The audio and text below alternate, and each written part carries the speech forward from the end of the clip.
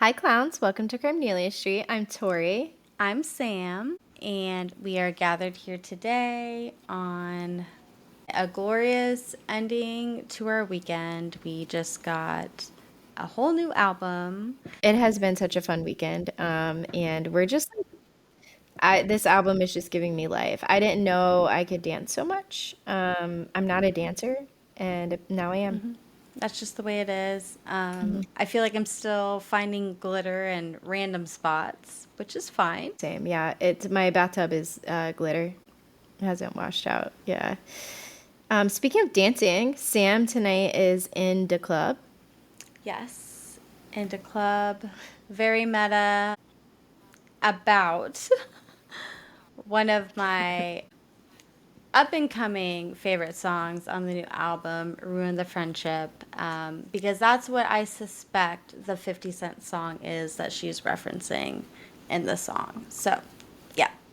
Now, I did think when they said 50 Cent song that it was 50 cents in a jukebox type of song. I think I was going a little too far back in time.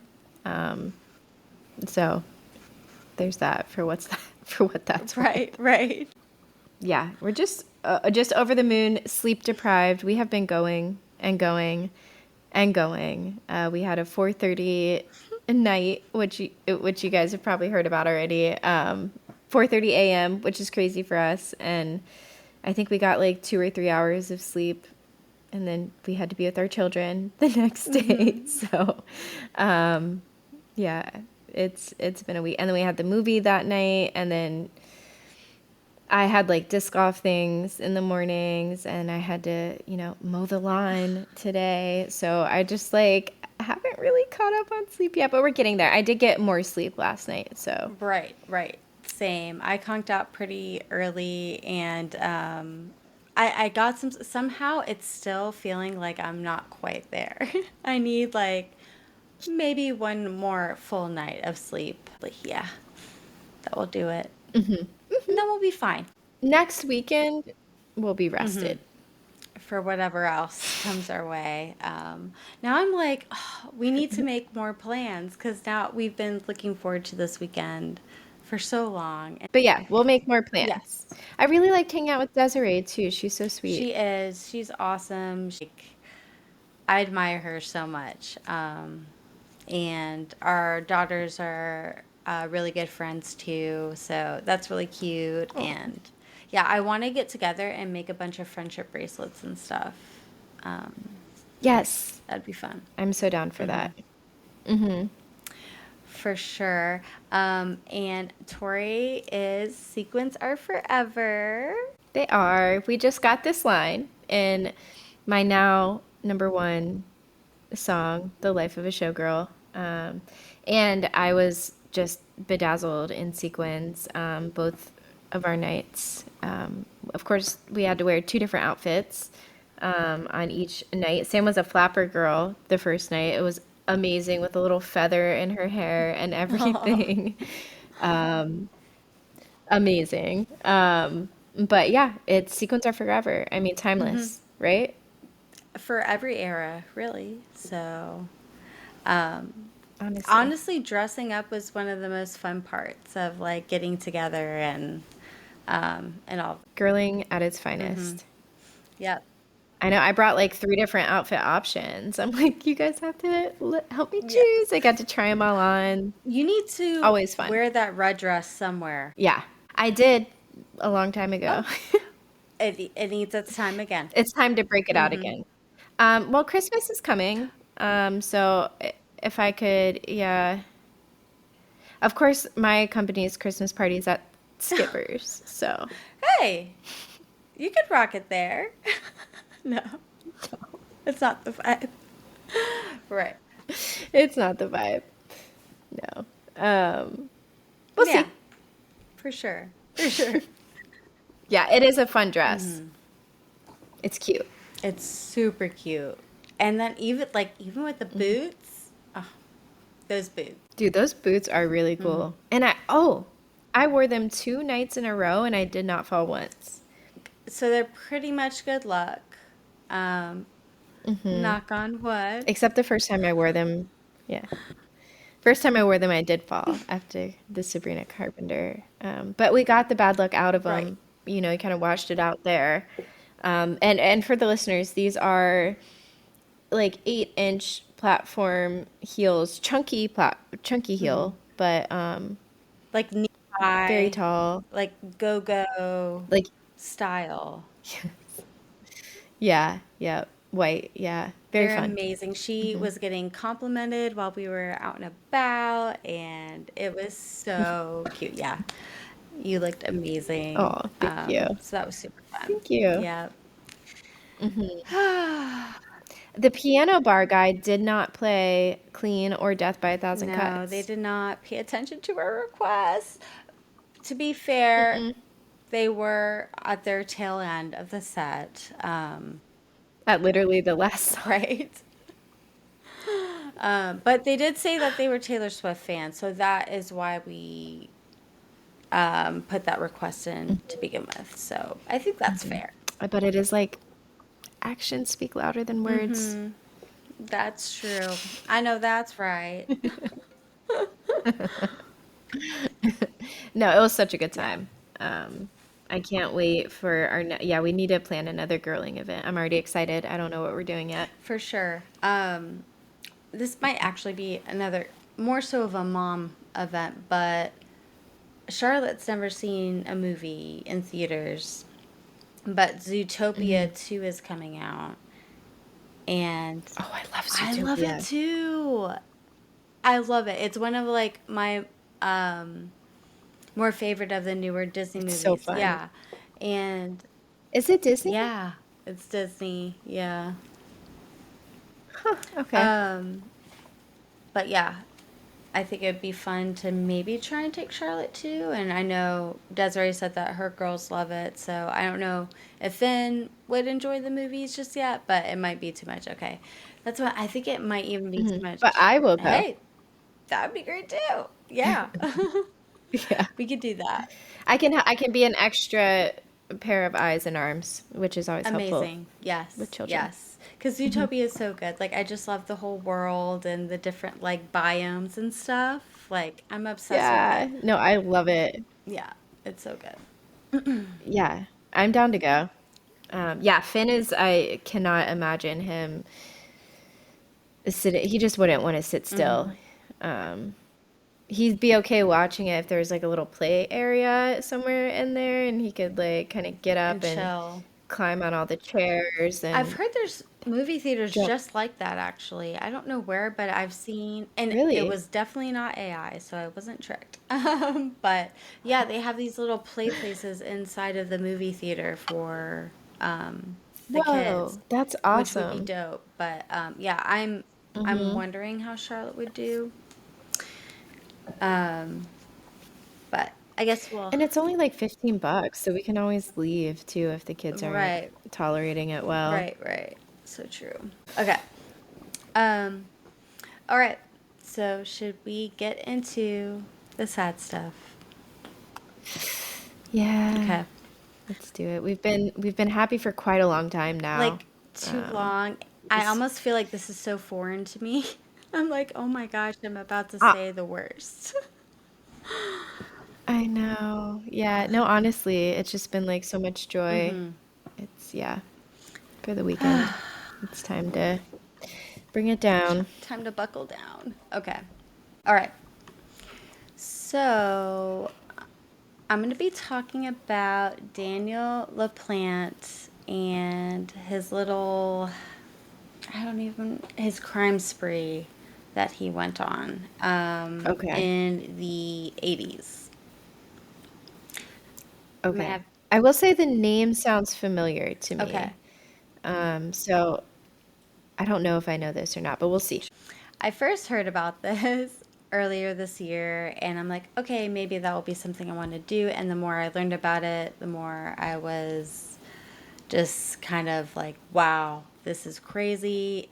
Interesting though. So like you heard about it and I was like, "Oh, maybe." And then you look into it more and more and you're like, "Oh my God, this is like just wild." Right. So Okay. for I guess a bit more context, have you ever seen the movie Parasite? Mm-mm. Um, That sounds like horrible. Yeah, it's like a kind of a horror movie about these people that live in this family's home that the family has no idea, and it's this whole crazy psychological horror story that happens, and it's nuts. So that's, That kind of stuff really messes me up. Like someone in your yeah. space. I don't know if you know this. I got diagnosed with OCD when I was like 20 because I had this habit where I would come home and check like under every bed, behind every like Oh my curtain, God. behind the shower curtain. And this is in like a one bedroom apartment because I was so like scared that like someone would have somehow gotten into my second story apartment Mm-hmm. while I was gone and like be in my house, you know? So like I don't know, that idea of like someone in your space when you don't know about it is it's so disturbing. Oh my gosh. You are gonna hate this. So I should buckle in, huh? Buckle in. Okay. Trigger warning for Right. me. Yeah, no, this major trigger warning. So, Daniel LaPlante was born on May the 15th, 1970, in the small town of Townsend, Massachusetts. His mother and father divorced when he was quite young. She remarried and had two sons with his stepfather. Daniel has said that all throughout his life, trusted adults such as his father and his psychiatrist physically, mentally, and sexually abused him. He was considered Psychiatrist? yeah, his psychiatrist. And these are all things that haven't Dude. been substantiated, but he's said it a lot even before any of this happened. Okay. He was considered a loner at school. Classmates said that he was mean, creepy, and disturbing. He was diagnosed with dyslexia and attention deficit disorder as a young teen and struggled in school. His behavior began to take a darker turn when he started breaking into homes around town. He would steal random items, and sometimes he would just simply move items around the home to try and mess with people's heads. I hate it. And it is sounding familiar. It might become way more familiar, and yeah. Yeah. And It's sounding familiar like my nightmares. No, I'm kidding. But I'm just kidding. No, it does actually sound okay, familiar. good. So he ended up being arrested on burglary charges 15 times before he was 16 years old. Whoa. Right. Wow. So he was a Whoa. troublemaker. And he lives with his parent.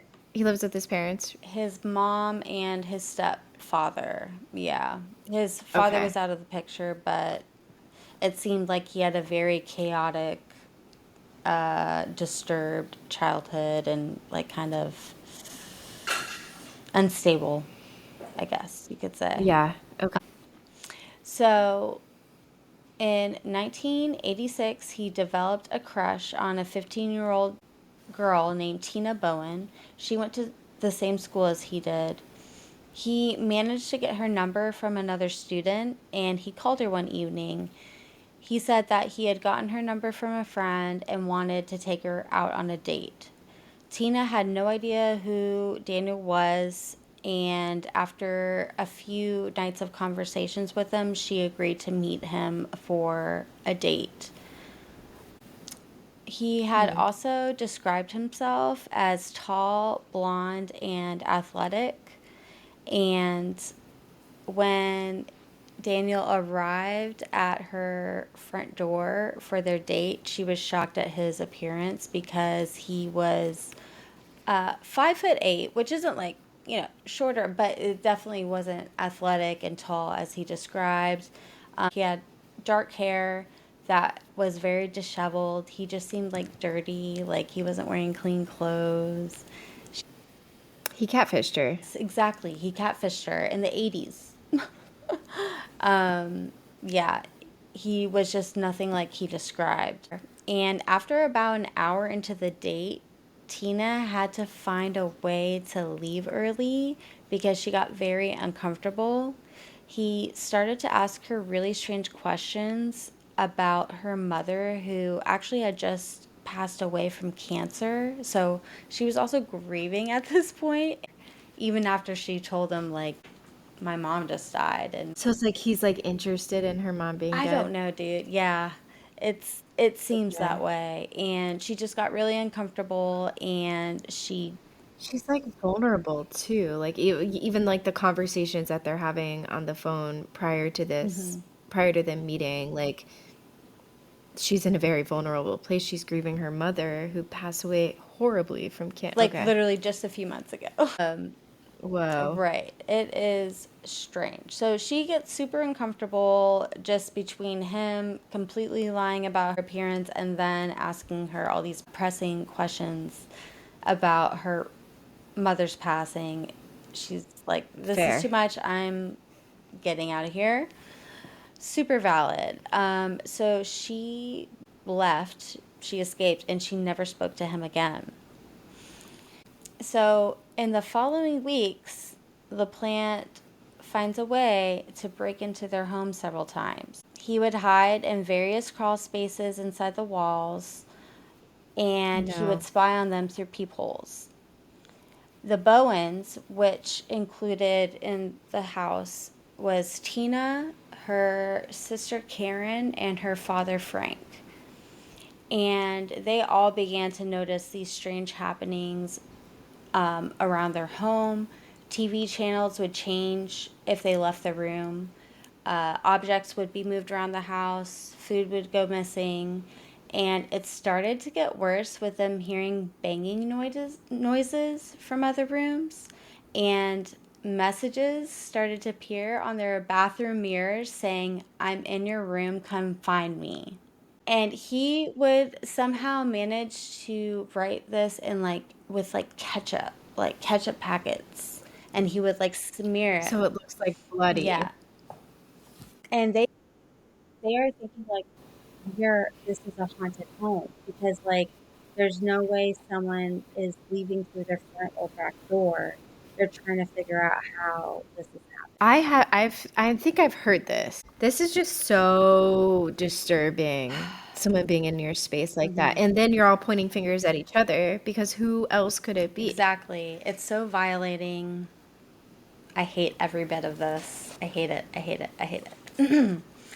I hate it, hate it, hate it, hate it. Yeah. um, Oh, it would also say, okay, so the messages would say, "I'm in your room, come find me," or "marry me." Okay. So on December the 8th, 1986, Tina, her father Frank, along with her sister Karen and their friend Kathleen, walked into their home around 5:30 p.m. to their house in absolute chaos. The radios and TVs were turned up all the way. All the lights were on, and Frank began to go through the house, kind of just room by room, turning everything off and trying to make sense of it all. He noticed a lot of items were out of place in the home. Someone had used their downstairs bathroom and like didn't flush. So he's Ugh. just kind of inspect. That's just I know, rude. right? Gross. Like you've made your point. People know someone has been Right. there. Like Yeah. that's just rude. Mm-hmm. Yeah. So he opens a closet door in one of the rooms to find a man wearing white face paint. His hair was styled into massive spikes, like Liberty spikes almost, kind of. Uh-huh. He's wearing a really thick fur jacket, and he's holding a hatchet in one hand and a wrench in the other. And he's just Oh no. staring at him. Hell no. Liter nightmare fuel. Absolutely. Yeah. Like something from a horror Mm-hmm. movie. Are you mm-mm. Mm-mm. What would you do? Right. So, yeah, this guy is staring at Frank. The intruder, which is LaPlante, calmly instructed Frank to bring the girls into a bedroom. In this process, so the girls are going up the stairs and Frank is behind the girls. Frank somehow managed to get the girls into a bedroom, and then he was able to slam the door shut really quickly and caught Daniel off guard. And he was preventing him from opening the door with just like using his body weight. And while all this is happening, so they're on the second floor of their home. Tina makes the choice to escape out the window, and she jumps down, and she manages not to injure herself. She runs to the neighbor's house next door, and they call the police. Hero. Right. Whew. So when the police get there, they immediately, of course, surrounded the home, and they helped Frank and the two other girls out of the window before they searched the house. And they could not find this guy anywhere.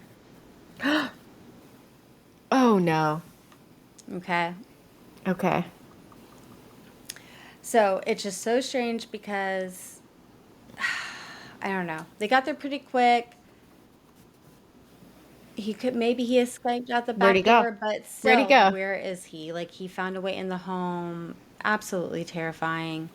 Um, and just during a little bit of investigating and questioning, the hatchet that he was holding was actually Frank's that he kept in his bedside table.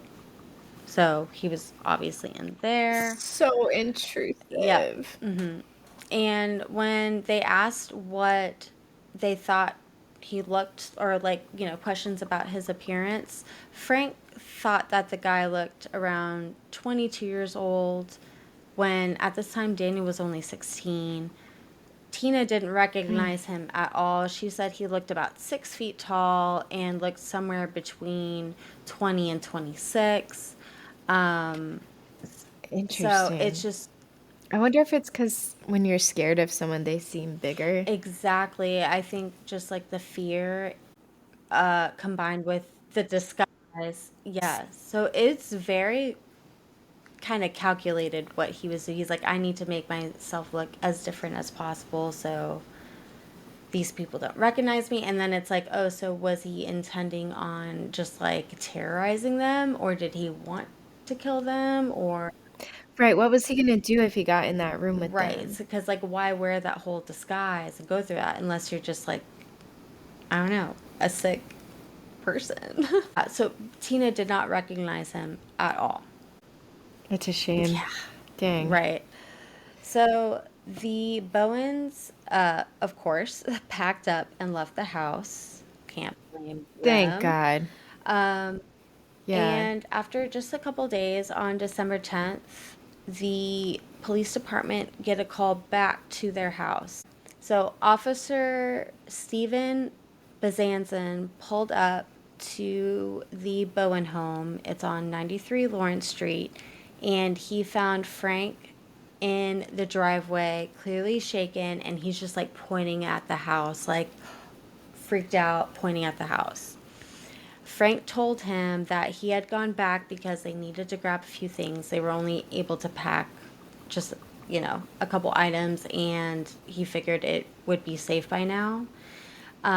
As he was walking up to the house, he saw a face at the front window, and he recognized it as the same face that was staring at him from the closet door.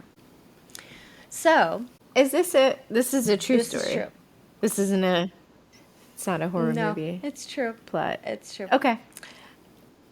Okay. So the officer, Bezanson, took the key from him. He checked around the house because it had just snowed. So he was checking the snow for fresh tracks, didn't see anything. And so he went inside himself. And he wasn't sure what to expect until he opened the door. And this is a quote from him. He said, "When I opened the door, there was a knife stuck in the wall to the right. It went through a family picture, and someone had written on it in magic marker, 'I'm still here, come find me.'" Fuck. Yep. On another wall, there was another picture, a different family frame, saying, "I'm going to kill you all," scrawled on it with, yeah, a knife stabbed through it. Oh my God. So maybe he was planning on really hurting them. Right. So he called for backup, and two other officers, Chief David Young and Sergeant Jim Scott, came immediately. The three of them did a full sweep of the house and they found nothing. And then that first officer got a little bit of a revelation. He noticed a wall that hid some pipes and figured there might be some space behind it. He eased the panel. No, no, no, no, no, no, no, no, no. He moved back the panel of the wall and saw what looked like a pile of clothes. And he could make out that there was a human in the pile of clothes. No, no, no, Yeah. no. The officer drew his pistol and asked them to show their hands so a person didn't move. And then the figure finally kind of glanced up and opened their eyes. And it was just this like calm, like looking at this person, and they just like slowly got out of the clothes.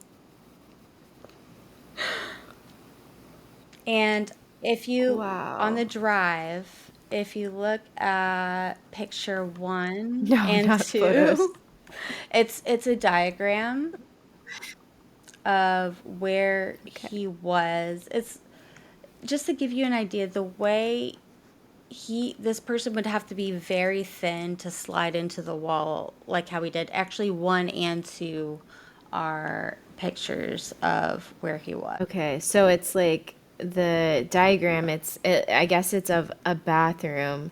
There's a toilet that kind of goes up to this diagonal wall.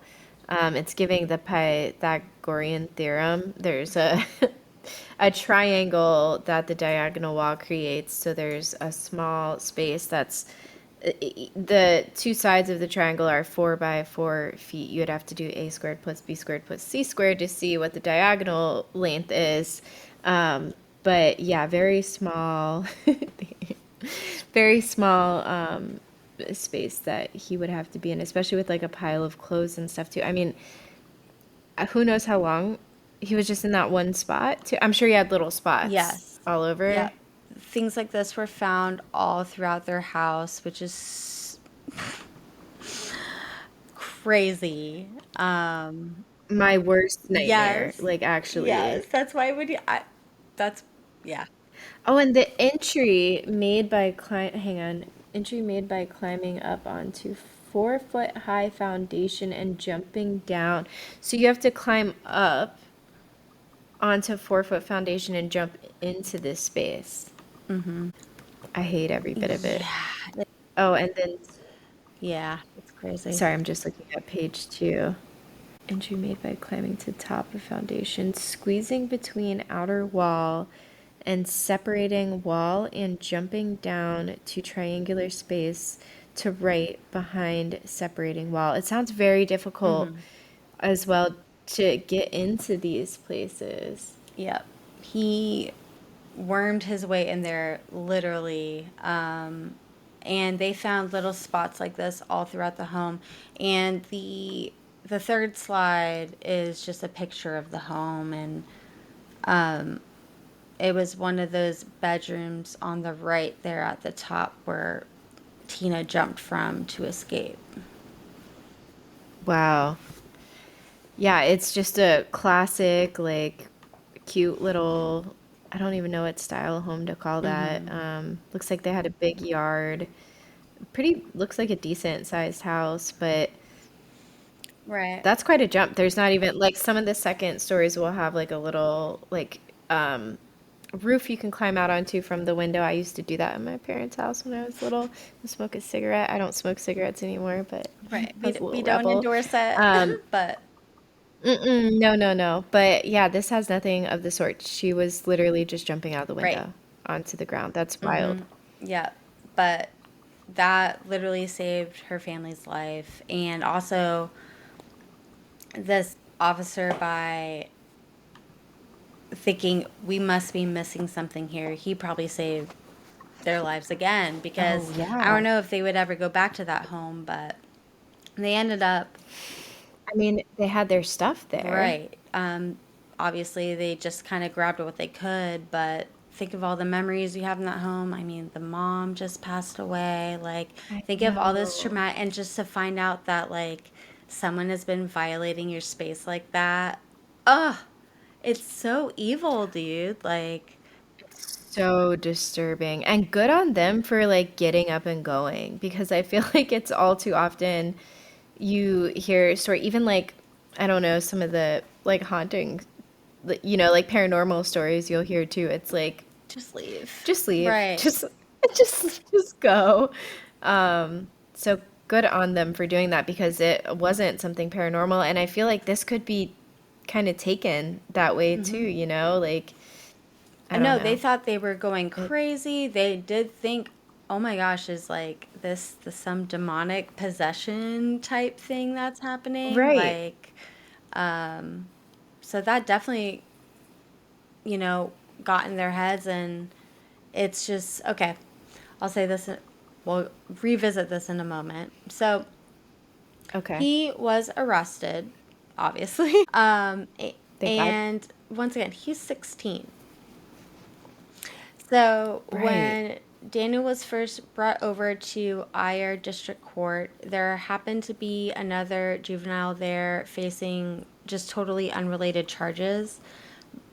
This person ended up telling the detectives that on the transport ride, Daniel had bragged about what he did inside the Bowen home. He said it's little things just to mess with their heads, like changing the TV channel when nobody was in the room or pouring himself a glass of milk so the family would think someone else had done it. And he admitted outright to taking the Bowens hostage and that he was proud of it, and it was like a game to him. It wasn't just about breaking into their home, it was about getting rid of Terrorizing their them. peace of mind, exactly, and making he was trying to make them like turn on each other, and it's just really sick. What a, that's so disturbing. And to like brag about that, well, Right. Also, I hope that gets used against him. right. Well, so Daniel spent some time in a juvenile facility, but eventually a judge let him out on bail. It was $10,000. As it is, crazy and very reckless, but it was just really strange because all the law enforcement involved in this case said he was extremely dangerous. He shouldn't be out in society. Something is very wrong here. The judge, for some reason, didn't see it that way. And bail is supposed to take a lot of those things into account, like whether someone might run, the seriousness of the crime, how dangerous this person might be, and if the community would be safe if this person was out in society. So somehow, Right. yeah, the judge thought he was cool and he slipped right through the cracks. And in October of 1987, his mom remortgaged their home to pay for the $10,000 bail. And I think reckless was a good word for it. Yes, I'm not sure why this whole thing wasn't taken seriously, considering the amount of time he was breaking into the home, what he's done before, and like all the threats that were left in the home. Like, I'm not sure you can jail someone for life for Right. that, but I don't know what else. But maybe put their bail a little higher because he's waiting to go to trial, right? So like if there's a risk, the people who are police officers who I would think a judge would trust are saying, no, he's dangerous. Like put the bail higher so that someone So they can't stay just there. get out if they're suspect of being pretty dangerous and writing, I'm gonna kill you. At least hold him there, yeah, Right. until it goes to court He literally took this family hostage, like with a with a hatchet. hatchet. Yeah. Um, and Okay. a wrench, but obviously the hatchet is a little. Right. And some And some spikes. spikes and some face paint, and also harassing them for months prior. Anyway, Where was he living at home too? He was just like in their house sometimes and then I going think home sometimes. he was just really good at sneaking around. Like he had gotten so good at breaking into people's homes, and it was before Wow. you would think maybe it's one of those neighborhoods where homes are a bit more spread apart. Like we're kind of used to, you Mm. know, homes closer together, Yeah. but Suburbia. yeah, suburbia, exactly. But he just got really good at it. I mentioned in October of 1987, his mother remortgaged their home to pay for the $10,000 bail. On November 16th, 1987, less than a month after being released, LaPlante broke into the home of Andrew and Priscilla Gustafson. They were a young couple who had been in Townsend for about 5 years, and he stole a few things, left, and in the next few weeks, LaPlante continued to steal from multiple homes in the neighborhood, so he's just right back at it. But his crimes took a violent turn on December the 1st when he returned to the Gustafson home. No. Priscilla was last seen alive picking up William, who was 5 years old, from a babysitter around 1 p.m. She returned to her home where LaPlante had broken in for the second time. He tied Priscilla to the bed, who was also 7 months pregnant. Oh my God. Yeah, Okay. he raped her and placed a pillow over her head and shot her point blank. And he had gotten this gun from Wow. another home that he had burglarized. Wow, that is so sad. Yeah, I've got the picture up of her and I know. she's just like sitting next to her kids smiling. Dude, it gets like kind of worse, unfortunately. Okay. He Oh God. he locked her son William in the closet while he was doing this, and then he took him out and proceeded to drown him in the bathtub. And then when he went to leave the home, Abigail, the oldest, was just returning home from school. Oh Yeah, no. he took her upstairs and drowned her in the bathroom upstairs in the tub as well. That is so horrific. Oh my God. Yeah. And when the husband came home, he said in an interview he walked in to see Priscilla and didn't hear any other movement in the home, and he called 911 immediately, and people were immediately suspecting him, and they were asking him, why didn't you try to go find your other children? And he just said, I was afraid that I would find them dead. And it's That's like, no, that's really, that's, God, just like, that's one of those intimate details, where it's like I didn't look because I was afraid. right. And like what he was afraid of came true. And that's just so awful. Okay. Yeah. And I just think about little Abigail coming home from school, expecting to see her mom, and then just I seeing was this thinking about poor, and then the son. like, William in the closet while that was happening. So, like, his last moments were in fear. And then, yeah. Oh my God. What a fucking monster, dude. Terrible. Fuck that Yeah, guy. absolutely. So immediately, because it is a relatively small town and things like this do not happen. So he has just murdered 3 people. So police suspected him pretty much immediately. They're like, there's no coincidence that he just got released and now this is happening, type of thing. Because Well, that's it good. was a very small town, so this never happened. And so they began to search for him immediately. They spread his photo everywhere, and residents began to call in and say that they have seen him in the area and he was just acting very suspicious. On December the 3rd, 1987, an officer patrolling the area had a woman named Lynn McGovern come up to his cruiser and asked if he would enter the house with her. because she was afraid just because of everything that was going on. And she said something didn't Oh, feel right. interesting. Okay. So, what they didn't know was that LaPlante was actually hiding in the upstairs bedroom of her home. He had a revolver, a shotgun, and a high powered rifle. I wonder what it was for her, like if she saw something like slightly moved or a glass of milk sitting on the counter. I'm just thinking about like other things he's done, but like I wonder if she saw something or if it was like just totally a No, feeling. for sure.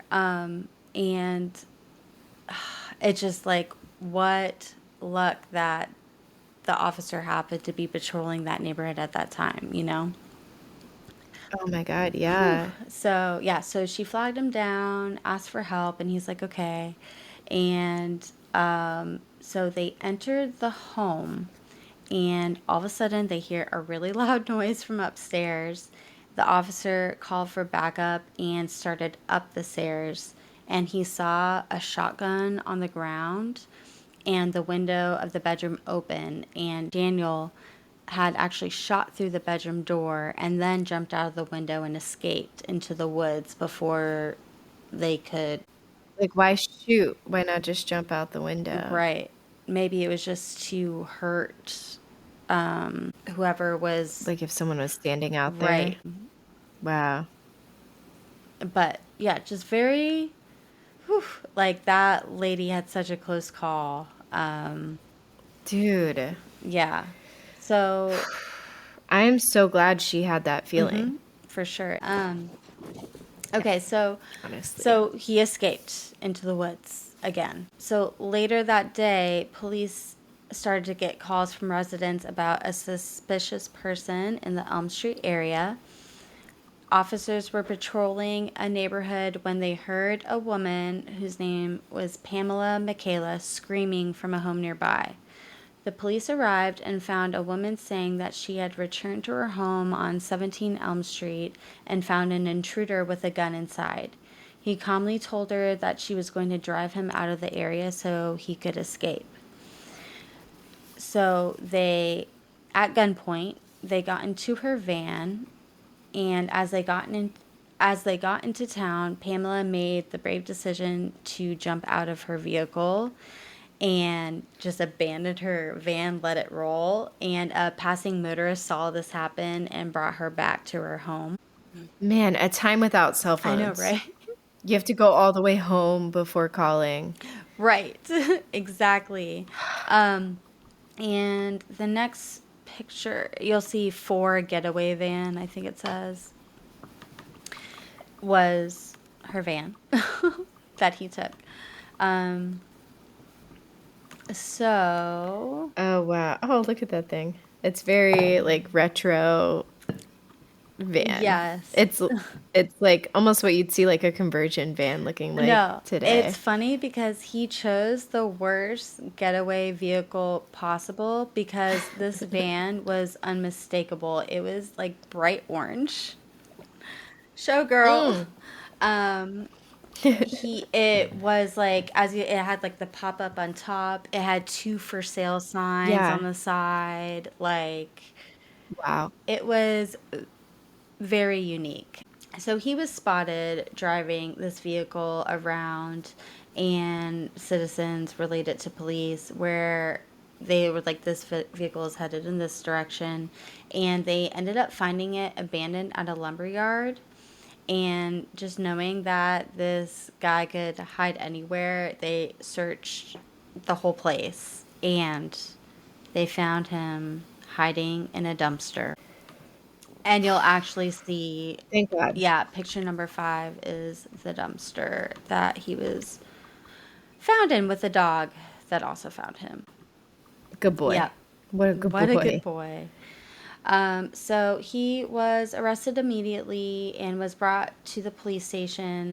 As they began to strip search him, LaPlante admitted to the officers that there was actually another gun that was hidden in the crotch of his underwear. A year later, Daniel LaPlante was sentenced to 3 life sentences for the murders of the Gustafson family.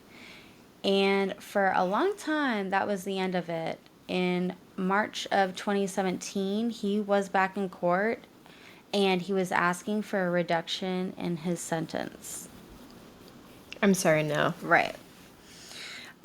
So at that hearing, his lawyers were relying on these newer rulings that came out that said that juveniles that were convicted of violent crimes and murder, they should have a chance to reenter society. No. Right. There is actually was even a newer law that allowed juveniles convicted of especially cruel murders to ask for parole after serving 30 years. Babies. They were babies. Right. And And Priscilla. also, he was let out once and did worse things than he did the first time. The escalation. Yeah. Um, when it came down to it, the judge was not convinced. A forensic psychiatrist had evaluated that Daniel showed no real remorse for what he had done. The court upheld his sentence, which was the 3 consecutive life terms, with a faint possibility of parole after 45 years. But pretty much he'll die in jail. So Good. Oh my gosh. I can't believe that was even on That the poor table. family. Yeah. I know. I just don't see with the escalation, like you said, like I don't know. It's 3 lives, like Right. 3 life sentences. There shouldn't. How do you get parole on 3 life Exactly. sentences? And he still doesn't even show any remorse for it. So why let him Yeah. go? So,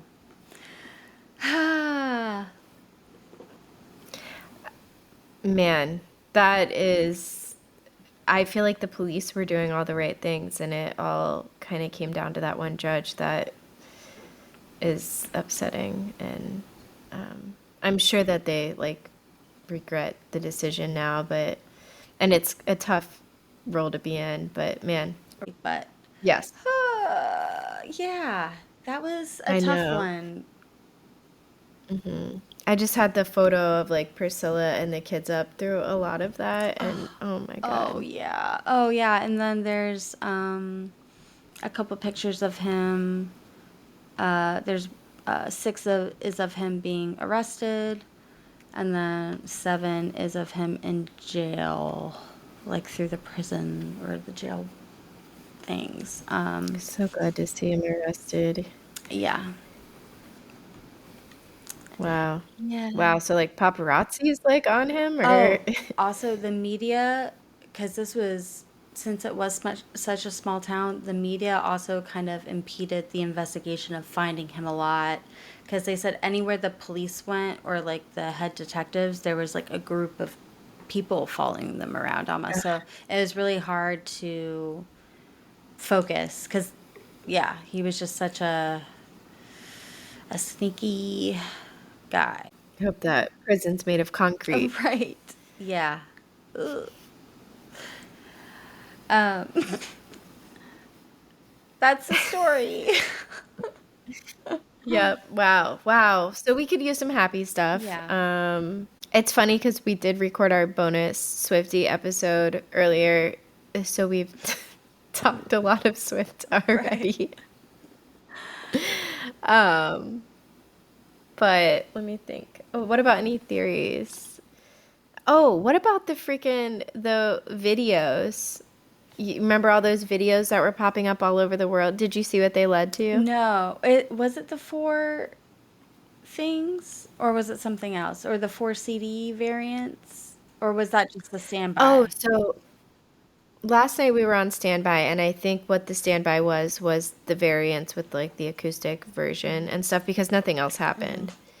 But the videos were still going on like overnight, popping up at in different cities across the world, and there's like a QR code on a door, like projected onto to somewhere in these cities, and if you followed the QR code, it would bring you to these videos, and there was letters in the videos, and people put the letters together, and it was a quote from one of the variants. And if you put that quote into Google, then there was like a little knocker, and you clicked on the knocker, and an orange door came down.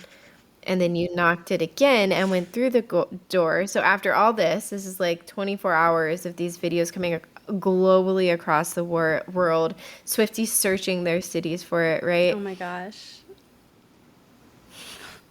What the door went to was the Fate of Ophelia lyric video. Okay. Cool. Dope. Cool. It wasn't... It wasn't what I was expecting. Right. It is just like a lot of build up. Like I Yeah. kind of wish. The puzzles are so fun. Like I'd rather that than like not a puzzle. Right. Right. But it is so funny. Yeah, it is. No, that's great. I almost wish we could like work for the album this way. Like we can only get the album and it's like not a set release date. It's just like when we crack the code or something. Dude, that would be fun. Oh my gosh, yeah. Just some thoughts. So Miss Allison Swift. An idea, if we may. Yeah, she's got to listen. Right. And we love you and we are so supportive. It's just thoughts. Just thoughts. That's it.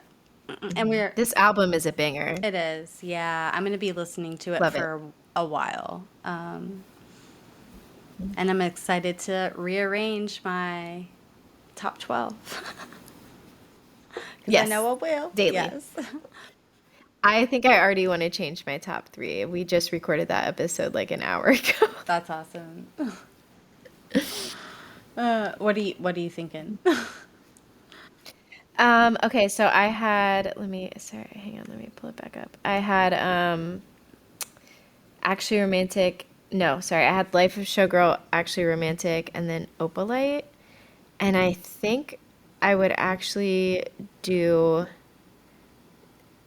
The Fate of Ophelia instead of Opalite. Oh, wow. Okay. Yeah. Okay. I was thinking when you went to with Charlotte, I was thinking about it. I haven't even listened to the album again, and I'm trying to change it. Yeah. I hear ya. I'm not settled. I'm gonna sleep on it, and we'll see what the vibe is tomorrow. Really, Yours stayed the same from yesterday, your top 3, so you're feeling pretty confident in those. I think so. Yeah, I think so. I actually might. No, I don't know. Yeah, we'll see. We'll check back in next week. We record in a week from now. So, and we may have a guest. Pretty sure we will. Yay! Our good longtime friend who also has a podcast, Doubling Down, and huge Swiftie. So excited to have her on. Yes, one of our dearest friends for sure. So Swiftie bestie. yes, that will be amazing. But yeah, I mean, we're sadded out, we're happyed out. Yeah. Now we just need some sleep, and we'll be right as rain. So. Thanks for joining us tonight on this episode of Crimenelia Street. You can follow us on TikTok at Crimenelia ST Podcast, on Instagram at Crimenelia Street. Like and subscribe to us on YouTube at Crimenelia Street Podcast. Send us an email with any feedback you have or episode requests or any stories you'd like to share with us at crimeneliast@gmail.com. Bye, clowns. Bye, clowns.